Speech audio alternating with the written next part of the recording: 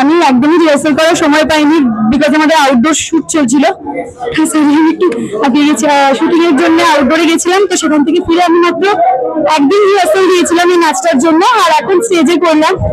এবার আমি star জলসাকে thank you জানাবো এর জন্য, কারণ কেননা আমি যে প্রথমবার কালি করেছিলাম মহালয়ার সময়, সেই সাহসটা আমাকে ওনারা জুগিয়েছিলেন। ওনারা আমার উপরে ভরসা করেছিলেন যে আমি কালী চরিত্রটা করতে পারবো। সেইখান থেকে আমি সেই কনফিডেন্সে সত্যি বলছি ডান্সটা করেছি, নাহলে আমার প্রিপারেশন মানে খুব একটা ছিল না।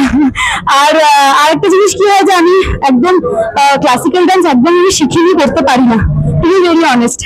বাট এরকম যখন চ্যালেঞ্জেস এর মুখে পড়ি, তখন মানে সবকিছু বাদ দিয়ে শুধু কনফিডেন্সটা মনে হয় যেন কনফিডেন্সটা চলে আসলে সব পারবো। তো আমার ব্যাকআপ ডান্সার্সদের আমি অনেক থ্যাংক ইউ।